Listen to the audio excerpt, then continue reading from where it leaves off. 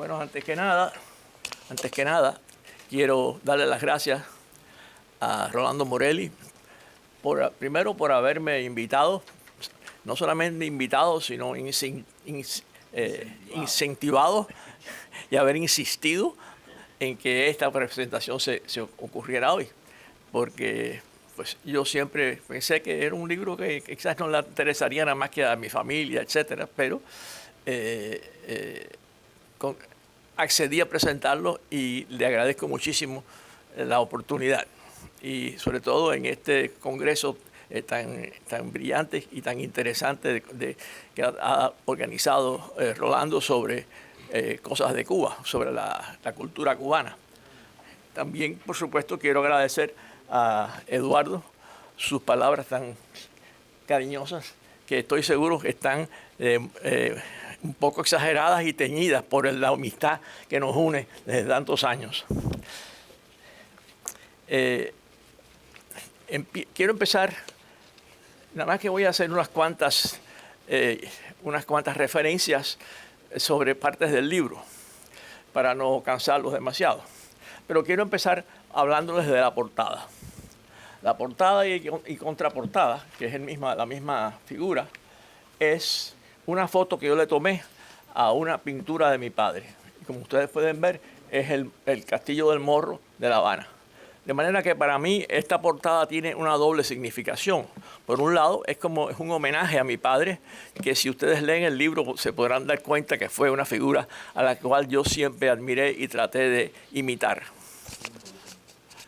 Y segundo, porque el morro a la entrada de La Habana es realmente un ícono de La Habana.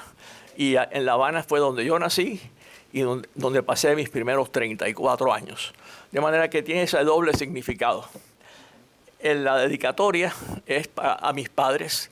Yo se los dedico a mis padres diciendo que ellos vivieron su vida para hacer felices a sus hijos. De manera que me pareció que era obligado dedicárselo a ellos.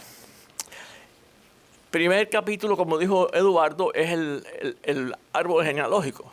Pero después que terminé de escribir el árbol genealógico, pensé, esta descripción de mis familiares con sus nombres, etcétera, que lo que más puede tener es fechas, por ejemplo, de nacimiento, aquellos que se conocen, por supuesto, nacimiento, bautismo, matrimonio, muerte, pero es una cosa muy fría.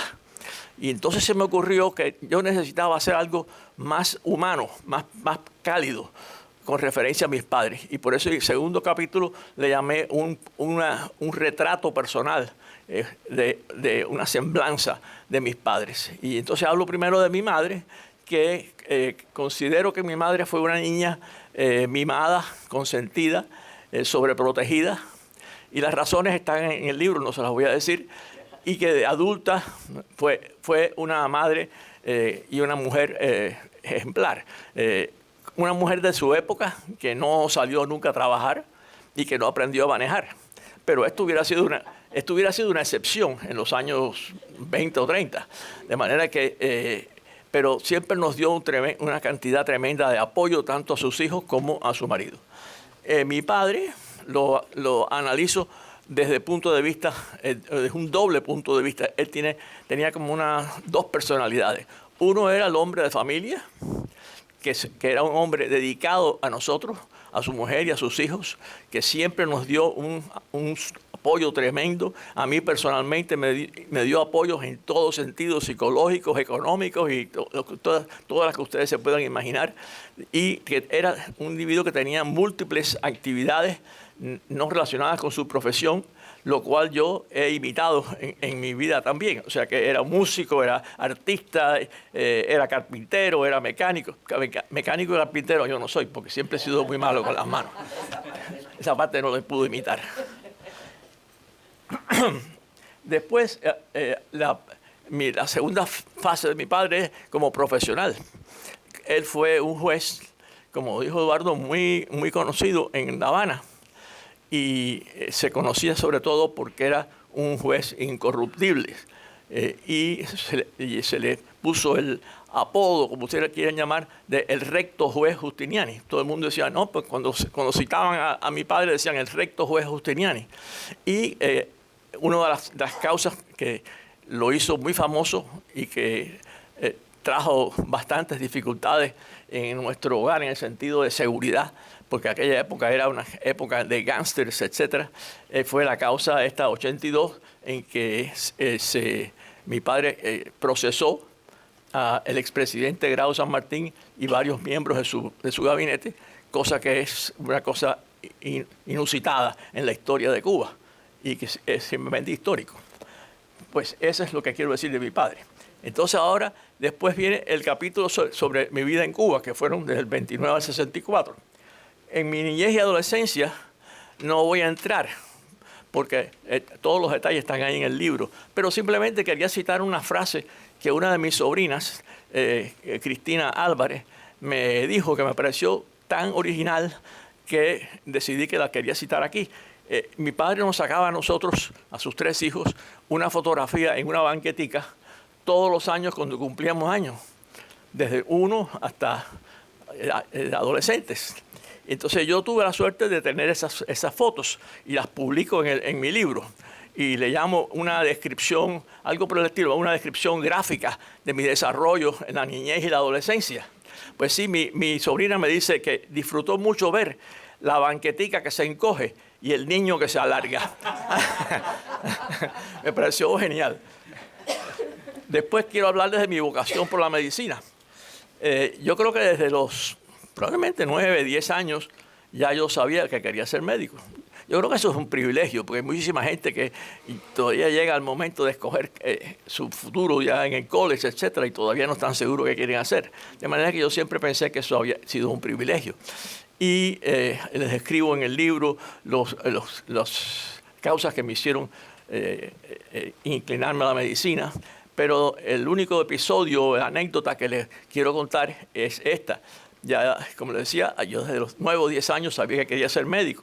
Cuando estaba en el primero o segundo año de bachillerato, que había tenido 13 o 14 años, en los Maristas, me llamaron a la oficina del hermano que se dedicaba a reclutar jóvenes para hacer vida religiosa.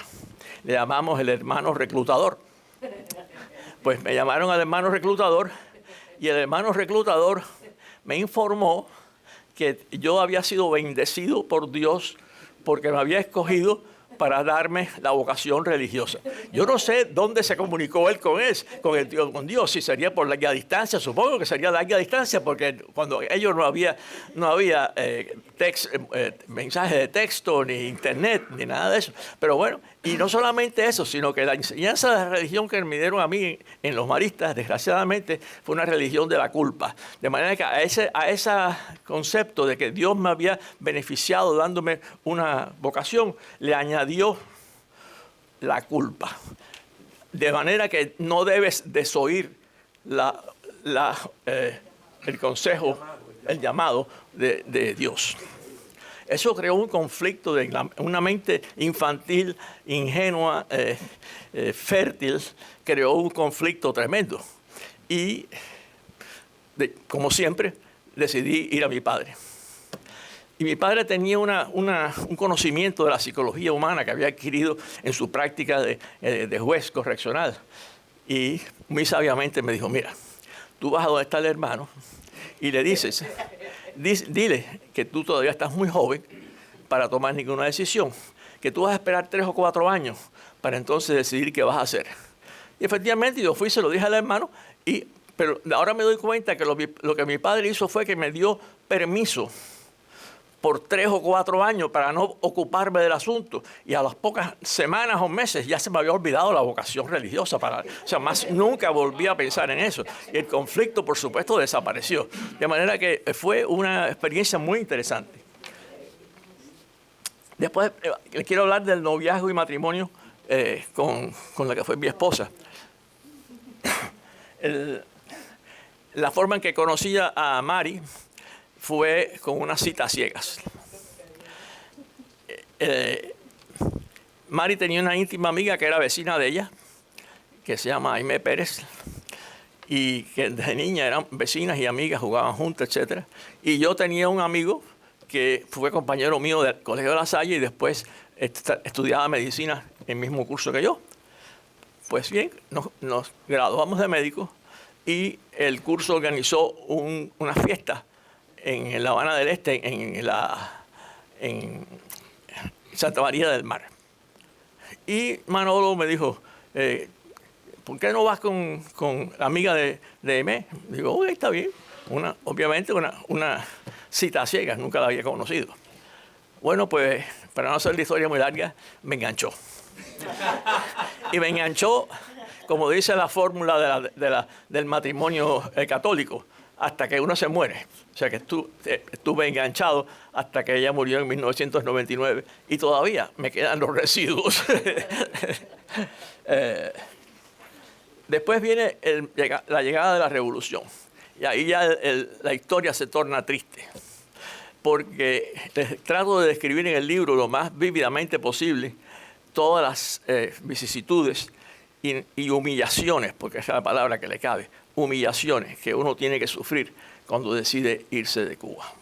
Por supuesto que mi historia es pálida al lado de muchos otros que perdieron la vida. Yo tengo compañeros del Colegio de La Salle que fueron fusilados. Aquellos que se pasaron los mejores años de su vida en la cárcel, 20, 25 años en la cárcel. Mi historia no se puede comparar con eso, pero es mi historia. Y la historia mía, pues, la narro tratando de describir los sentimientos de humillación que esto produjo. Y no quiero entrar en los detalles, pero la única pequeña anécdota que les quiero contar es que cuando uno se iba, le hacían un inventario de todo lo que había en la casa. Y el día antes de irse, llegaban y chequeaban el inventario. Y a mí se me ocurrió pensar, lo único que no pueden poner en el inventario y que me voy a poder llevar es esto que tengo aquí. Y eso fue una de las enseñanzas que tuve. La mejor herencia que uno le puede dejar a sus hijos es una buena educación. Después nosotros nos fuimos por México, que nos tomó como 2 años desde que decidimos irnos hasta que nos pudimos ir. 1 año por Fidel y 1 año por los mexicanos. Por Fidel porque yo era médico y en aquella época había que solicitarse la salida al Ministerio de Salud Pública. Y cuando yo fui en persona me dijo el individuo, me acuerdo, era agosto 28 del 62. Me dice, venga el año que viene y le damos el permiso. Yo dije, bueno, esto es una manera de decirte que no te van a dar el permiso. Y me olvidé del asunto. Dije, bueno, se acabó. Bueno, al año me dieron el permiso. Qué generosa era la revolución. Me dieron el permiso. Y entonces a buscar cómo irse. Y en México nos dijeron que era muy fácil conseguir la visa y que se podía salir enseguida. Y no quiero hacer la historia muy larga, pero nos demoró otro año. Y esta vez debido a la corrupción que existe en México a todos los niveles, especialmente del gobierno. Hasta que no dimos dinero que no teníamos y que mi cuñado, que está aquí sentado y que es para mí un hermano, fue el que nos mandó el dinero para podernos salir de Cuba, pues nos tomó 1 año. La llegada a Miami, ahora viene el capítulo del exilio. La llegada a Miami, después que pasé el examen que le llamamos el FORIN, que era para revalidar el título de médico, el trabajo que conseguí fue hacer un internado rotatorio en el Hospital San Francis, en Miami Beach, que ya no existe, lo derrumbaron. El internado en el San Francis, la mejor manera que yo puedo hacer un resumen del internado ese era una esclavitud. Una esclavitud en todos sentidos. El salario era miserable y el trabajo había que estar de guardia, un día sí y un día no, y un fin de semana sí y un fin de semana no. De manera que el día que yo terminaba una guardia, iba para mi casa y al día siguiente otra vez estaba de guardia. La impresión que yo tenía mientras manejaba hacia mi casa es, me dieron permiso para ir a dormir a mi casa esta noche. Y los fines de semana uno llegaba el sábado por la mañana y se iba el lunes por la tarde. O sea, una cosa increíble. De manera que, y las vejaciones que uno tuvo que pasar en ese internado. entre otras cosas, por ejemplo, ya yo, cuando me fui de Cuba, ya yo, a pesar de que era joven, había sido jefe de una sección de medicina del Hospital Nacional y jefe de una sala de medicina de la Quinta de Dependientes.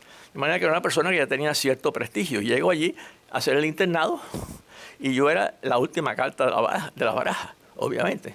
Eso, pues, no sé, hay que tener una fortaleza tremenda para pasarlo. Pero no solamente eso, sino los pacientes me preguntaban, ¿y usted es médico? Y los attendings, los médicos que practicaban, muchas veces se referían a mí diciendo, that boy, ese muchacho.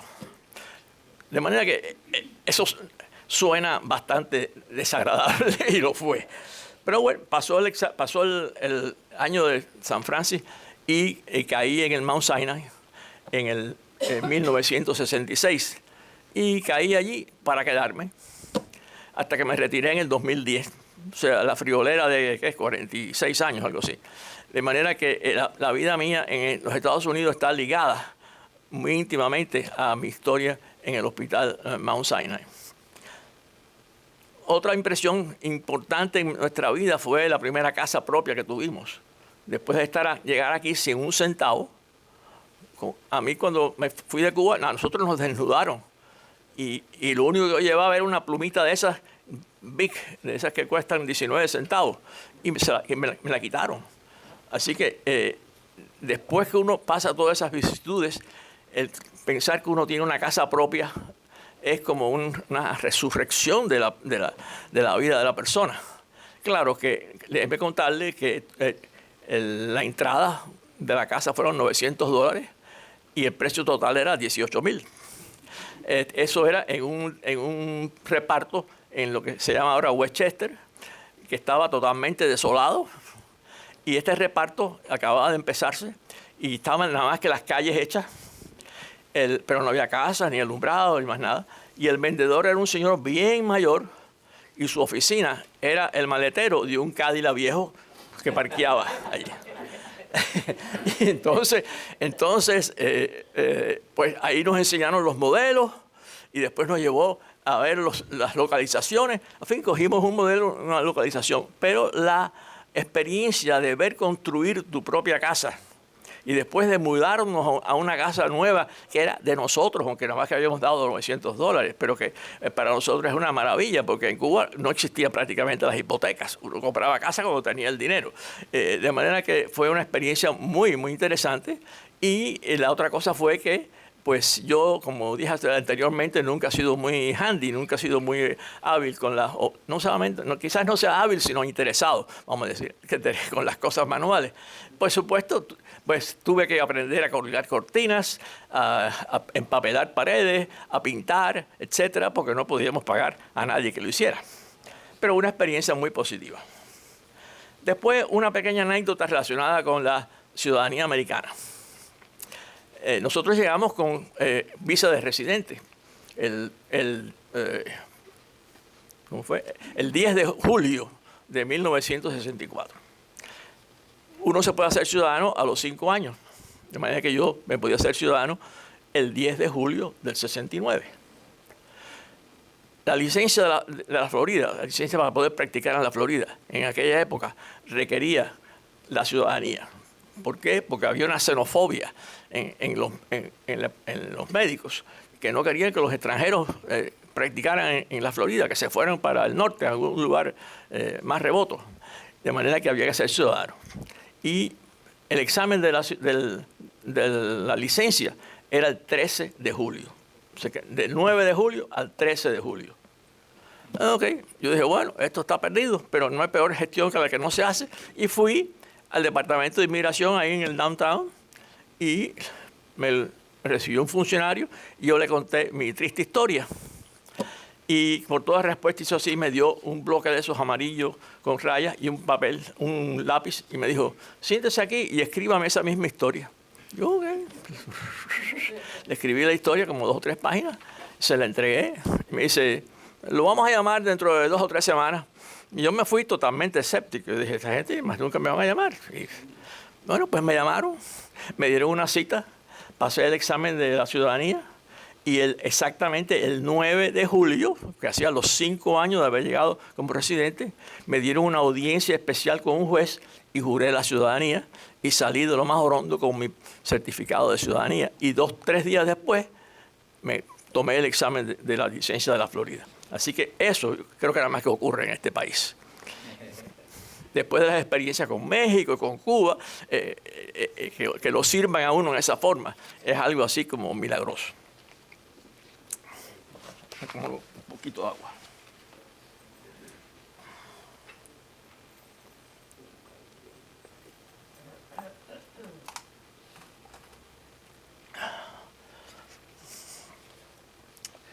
Entonces, no los quiero cansar con una perorata muy larga, pero ahora quiero hablarles de mi vida profesional. Como yo lo resumo, es que en mi vida profesional yo usaba 3 sombreros. Esa es la forma que yo lo resumo. Y lo consideré que era un privilegio el poder tener esa posición en que uno podía usar 3 sombreros. Y me explico. El primer sombrero, y los voy a describir en orden de mi preferencia. El primer sombrero era la medicina académica. Siempre tuve una pasión por enseñanza, por enseñar. Desde que era un interno en Calixto García, que tenía que enseñar a los estudiantes que estaban por debajo de mí, hasta el resto del tiempo, yo descubrí que para mí la enseñanza era una pasión. De manera que cuando yo terminé la residencia de medicina, que la tuve que volver a hacer en los Estados Unidos, cuando uno termina la residencia, empieza a hacer entrevistas para ver con quién se va a asociar, para practicar medicina, etc. Y lo que me ofrecían era increíble. Médicos que me conocían a mí de hacía 3 años y que me apreciaban muchísimo, me ofrecían un salario increíblemente ridículo y era de nuevo otra esclavitud. O sea, había que estar de guardia todos los weekends -1, etcétera, etcétera. Y entonces Mari, que tenía una intuición, lo que yo le llamo también un sexto sentido, me dijo, ¿así que te gusta tanto enseñar? ¿Por qué tú no hablas con el doctor Kushner, que era el jefe de medicina del Mount Sinai? A lo mejor él necesita un asociado. Y dije, bueno, y hablé con Kushner y Kushner se le iluminó la cara cuando le dije que si él necesitaba un asociado. Y no quiero seguir haciendo la historia muy larga, pero me quedé como médico de full time. Los compañeros míos médicos me criticaron porque me dijeron que no se gana casi nada en la medicina académica comparado que si yo me ponía en mi oficina. Pero como ya nosotros habíamos tenido la experiencia de que las cosas materiales no valen tanto como el estar contento en la vida. Cuando lo tuvimos que dejar todo en Cuba, las cosas materiales, a mí me parecían insignificantes las cosas materiales. A mí lo que me parecía muy significante era que tenía que dejar a mis padres, a mis hermanos, y que pensé que más nunca los iba a ver. Las cosas materiales, llegó un momento que a uno no le importaban. Y esa enseñanza me sirvió para aplicarla en este momento. Voy a ganar menos, voy a estar mucho más feliz. Voy a estar haciendo lo que me gusta. De manera que me dediqué a la medicina académica y tuve éxito, dificultades, etcétera, pero llegué a ser full professor de medicina de la Universidad de Miami en el Mount Sinai. El otro sombrero es la medicina asistencial, o sea, el tomar cuidado de pacientes. Al mismo tiempo que yo hacía mis funciones de enseñanza, me permitieron en el hospital tener una consulta privada en que yo veía pacientes privados. Y eso para mí pues, fue muy importante. A mí me gustaba mucho ver pacientes. Y por muchos años pues, vi un número relativamente pequeño de pacientes porque siempre pensaba que tenía que respetar cierta cantidad de horas para las funciones de enseñanza y las administrativas, que es el tercer sombrero. O sea, la función administrativa fue que yo fui director de educación médica del Mount Sinai por más de 20 años. De manera que al mismo tiempo yo estaba enseñando, estaba viendo pacientes en la oficina y estaba haciendo funciones administrativas de supervisión del Departamento de Educación Médica. De manera que yo siempre consideré que eso era un verdadero privilegio y que gané menos dinero, pero estuve mucho más feliz. De manera que nunca, ni un minuto, he tenido que arrepentirme de esa decisión. Y para terminar, para no cansarlos, los quiero dejar con una imagen mental que yo tengo de qué fue mi vida, qué me pasó a mí en la vida. En pocas palabras, yo pienso que yo era un árbol adulto con raíces profundamente enterradas en mi patria, que me arrancaron de raíz y con las raíces al aire llegué a la tierra fértil que es esta gran nación que son los Estados Unidos.